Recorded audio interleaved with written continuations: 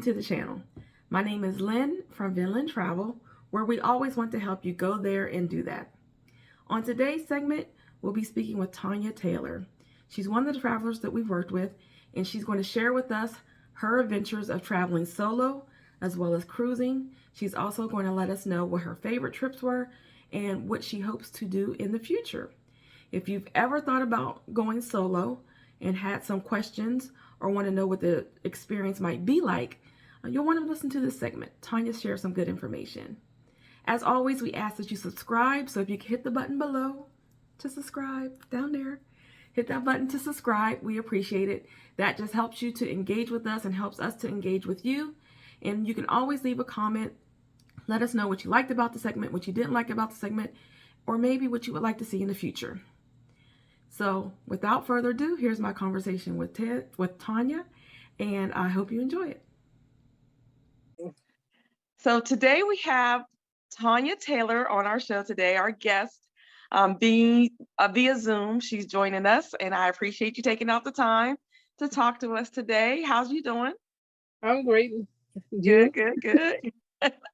I'm doing well as well. So Tanya is a traveler, and I would like for her to share some of her adventures. She does have some unique adventures that I think may be useful to other travelers as they go about their day. So Tanya, tell us a little bit about your travel history. Well, actually, I didn't really travel for the first time until 2018. My cousin was having a cruise after her wedding. So there was a group cruise for after like her honeymoon, but we were all invited as well. So that kind of got me in love with cruising in general. And I was like, I'm actually somewhere else. It was like, I'm somewhere else. I'm in another country. It was just like, it was crazy because I never really cared about traveling before. And then just something was like, okay, we'll do it. Because my close aunts went with me. Well, we went together or whatever. And ever since then, it was just like, I want to go and I want to go. I want to go again. I want to go again. So where'd you go on your first cruise? What ports did you visit? It was Grand Turk, I think San Juan, Amber Cove, and Dominican Republic. And okay, so that was like a 7-day. Yeah, man, I think it was 8.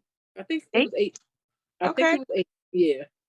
All right, so that's big for a first cruise. A lot of people don't want to be, that makes them nervous going out for a long time, being on the water, right.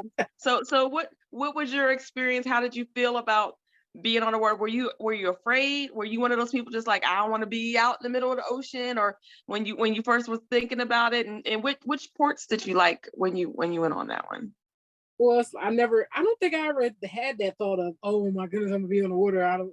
It was never a thing I thought about really. And it was just like, I was just excited to be doing something. Like I'm finally actually doing something, going somewhere.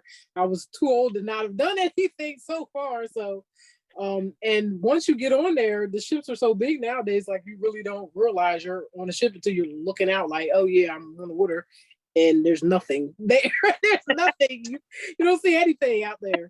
But other than that, you don't really think about it. I was excited seeing the ship when we first got there. They're huge. So it's like you're looking at this big ship. It's like, wow, I'm about to go on it, especially standing with it in the background. It was crazy. And I start rambling. What else did you ask? Oh, what's the favorite port? The other ports we didn't do much. We actually did the tour in the Dominican Republic. So since we did a tour in San Juan too. But I think Dominican Republic was fascinating how they are in that country. Like I just keep remembering how they drive so crazy. Like they're all on these little mopeds, and it's like they're all daredevils. They're cutting buses off and with cars coming one way, bus coming in, and they're going through the little hole. It was just wild. And our tour guide, he was very great and entertaining. So I guess I've said the Dominican Republic, but they all were great. The Grand Turk I think was our first one, but that was we were just at the beach, so didn't really do much there. So okay. And what cruise line was that one? That was Carnival Horizon right after it started sailing. It was 2018. Wow. So yeah, so it was pretty new once we got on it. Yeah. Wow, wow. So how was that whole thing? I know sometimes getting on the new ships, there's a lot of quirks and things that they have to do to get the ship right. Was it good? Yeah, I mean, I wouldn't have known. That was my first cruise, so I wouldn't have known if everything wasn't up to par yet. Anyway, we were fine. I don't remember anything like we noticed any hiccups or anything. Now that I can remember, I guess if something bad happened, real bad, I will remember. So I guess that means nothing happened. So Cool, yeah, cool. So what have you done since that first one? So you said that gave you the bug, yeah. right? So what have you done after that? Have you traveled since 2018? Well, yes. I wanted to go before I went in March this year, 2022, but of course COVID hit and we just kind of forgot about it. So then this year we started even maybe last year into this year, we started talking about doing it again amongst like my aunt and stuff. And we were talking about it, and everybody was talking about it. And I was just like, one day I just woke up like, I want to go. Nobody wants to go. I'm going to go by myself. So that's what I did. I went by myself, and it was funny because my aunt, she was very upset with me, and she was like, she was worried about if something happens to me, I'm not gonna be able to get to her. But oh well, yeah, because this will back it up. Last year in November was my first time on an airplane, and that was I went to Wow. Florida for my best friend's 40th birthday. Okay. Levon, Where'd you go? Tell us about that. we went to Florida, we went to Orlando, and we went to Sarasota, and what was that? Siesta Key Beach. That's the beach we went to. And it was just like, I was like, I really feel like an adult now. Like I got on the plane and I went somewhere on the plane, but see, I got hurt on that trip, which prompted my aunt, like, something happens to her. Well, I'm not going to be able to get to her. Yada yada. But it's like, I am at the time, it was like, I'm almost 40 years old. I should be able to go somewhere by myself without having to basically ask permission, which is what I felt like with my family. Like I had to ask permission to go somewhere. Like I'm almost 40. I have a grown child. So nobody could go with me. And I went. I went by myself. And I told them I wasn't gonna get off the ship. But I met some really, really nice two best friends. And as soon as they found out I was by myself, they basically took me under their wing, which that's apparently that's what happens with cruises. People, you make fast friends on cruises, and they were so great. They helped me out. They took real good care of me. I made sure my aunt knew that I was off the ship, but I had some great people helping me take care of me. So I was fine. But I only got off because it went to Nassau, their private island. I forget which one, not the Princess one, the other one, Carnival's private island. Oh yeah. Is that Amber Cove? No. No, Is that no, Amber Cove? No. no. They're private island. I can Half Moon Cay, maybe. Yeah, Half Moon Cay is there. Yeah, Yeah, because I know they had Princess Cay or Key. I yeah. already said, and that, Key. Yeah. Key. yes, Yeah, Key CAY K, is whatever. actually It's Key instead of K. Yeah. right. It's spelled K, but it says Key. Yeah. So Half Moon Key. Yeah. yes. So we got off there, and then we didn't get off on that. I didn't get off on Nassau, and it was very hot. It was very hot in Nassau that time of year. It was March, and it was just like steaming. And then we got off Freeport, but Freeport's really not much there. We just got off. That's where I got some souvenirs, and it was a whole 7 days of me by myself on a ship by myself. And I think it was pretty great experience to do that by yourself. And every time somebody found out I was by myself, again, oh well, come this, and you can come sit with us, and like everybody was so friendly and just shocked that I was by myself. And I think, and also because they probably thought I was younger because nobody believes I'm as old as I am. So they were just like, you're by yourself, and everybody had like I said, meet a lot of people and spark up nice conversations, and everything was fine. The best thing about traveling by yourself is that you can do whatever you want when you want, and you ain't got to worry about it. If somebody else is doing something, if somebody else wants to do something, or if you're ready to go take a nap, you don't want to feel like you're the dud of the party. You can do whatever you want, when you want, and not have to worry about nobody else. That's true. That's true. That's true. That's like That's the true. best part. That is so true. That is so true. Yeah. And it's funny like that you say that, because the cruise community is really a community, right? It's really like it's a when you go on a cruise, you do find people who are just starting out, but there's a lot of people, it's like their 50th cruise and things like that. And they're just like, and they're so happy to see other people enjoying it that they're just like, oh, we're so happy you're here. So that's pretty cool. That's pretty cool.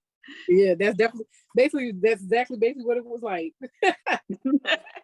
So, yeah. So a lot of times people complain about the food and entertainment and stuff like that. So what was your worst thing that happened, and what was your best thing that happened? I was seasick. Worst thing to happen, seasick.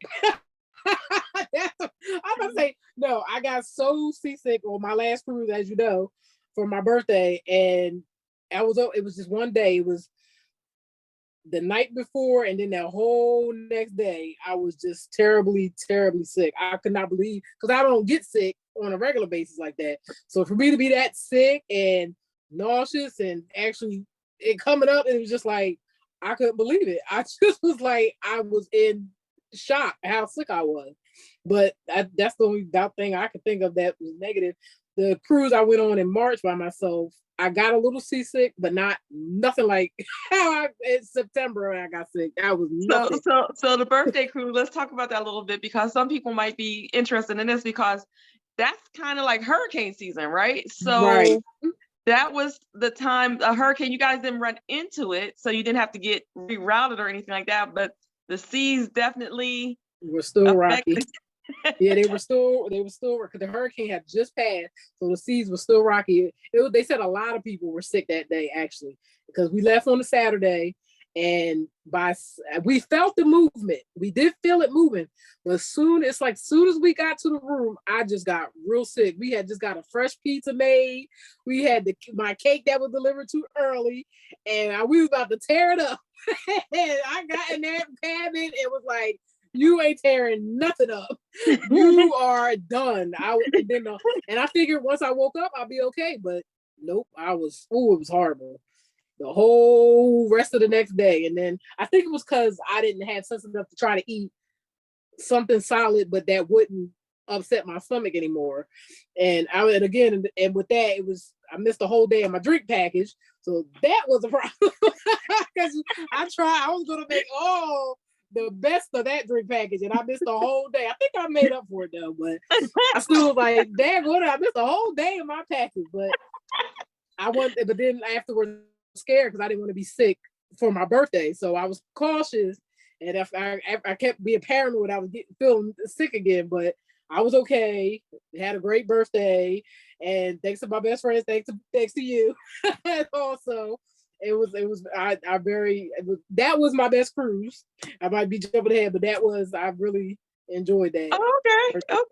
Okay. So anybody that might be nervous, like, oh, it's hurricane season, I don't want to go. So would you do it again? Or would you be like, I gotta avoid that time of year or whatever? How do you feel about that? I would do it again. I would just have every seasick remedy I could find or put my hands on. I would have every single one. Okay. And overall, one day of sickness to have fun the rest of the time. It's like, yeah, it's bad while you're going through it, but I'm still here. I survived it. So you talked about getting a drink package. That's one thing that some people, when they're getting ready to cruise, especially for the first time, they're like, should I get the drink package? Should I not get the drink package? Because you don't have to. I mean, there are drinks provided on the ship that you can get, you get the water, juice, coffee. You don't get any of the specialty stuff and things like that. You can just pay as you go. So what was your decision that you felt like I wanted to get the drink package? Well, we was thinking of ways of sneaking it on. Then we were like, by the time we paid for that, got the other stuff and the hassle, it wasn't that much of a difference because I remember I did sneak on stuff the first time, but the little nippies. And so I brought them all back home, basically. So it was just like, because it's more of a hassle to be trying to make your own drink. And then you see all these other drinks being made. So it's like, I wanted to try the different drinks. Like I can't make those drinks. So it was like, it's really not that much of a difference after in the whole scheme of things of what you're paying anyway. So I was like, I want to try different things and I'm gonna make sure I make it worth the money. And it's Okay. not like, because I know a lot of people like, oh, you drink a lot. And it's like, if you don't drink much on a regular basis when you're on vacation, you don't want to have to think about it. And you want to, like I said, you want to try those new, different, fancy drinks. And if you don't like something, you ain't got to worry about, oh, I spent this money on it. I don't want to waste it and drink it anyway. Now, oh, you don't like to get something else because it's all included. And I look at it as you're changing the cruise into an all inclusive. Well, if you add the dining package as well, but we didn't do that. But it turns into an all inclusive, and that's about how much you pay for all inclusive too. Add that. So that's how I looked at it. And now we're like, we're not cruising without it. There's no more cruising without the drink package. So that's interesting that you say that, because it does make it like an all-inclusive when you get the drink package, because and all-inclusive, just like there's specialty restaurants on the ship, there's specialty restaurants in all-inclusive things. So there's some restaurants that are included, right? And then there's specialty restaurants, and that's similar to being on the ship. So that does give you a little more freedom. I myself also am a drink package person. Because it's not just about the alcoholic drinks, right? You can get the specialty coffees, you can get milkshakes if you're you can get those special things that you wouldn't be able to get without paying for it. Like even also the soda, the specialty juices, those type of things, because when you don't have it, you do get juices included, but it's just like the juice out of machine, right? The apple juice, the orange juice, the water, that type of thing. So to me, it makes it worth it too, not just for the, although I get the best out of mine too, I ain't gonna lie, because your girl will have 4 or 5 daiquiris in the hot tub. Like, And they ordered them drinks down. It's not like although that one drink we had got, that guy, it was like, it was an apple martini I had, and she had a Long Island. It was like, well, where's the Long Island and where's the martini, the apple part of this martini? Because he was pouring that. Yeah, you get those right. You get the right bartender. And that's what I try. Look, that's my whole secret, right? On day one, I try to find the guy that's gonna be my guy. Start tipping them, and I just keep going back to that bar. Exactly. That's it. But yeah, I love like lattes and stuff like that too. So it was just a no-brainer for me. And then now I can have spiked lattes, which makes it even better. So yeah. All right. So what do you have on your travel agenda in the future? Are you going to do land? Are you going to do sea?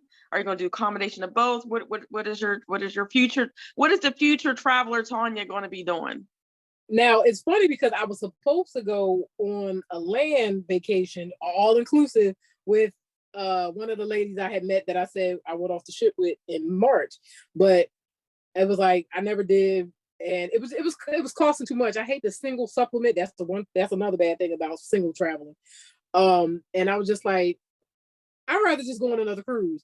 And after my best friend, her first cruise was my birthday cruise. She was looking for new cruises before I was when we got home. So when she said she would go, I'm like, I'm ready to go. So our next cruise is in December. We're on a countdown.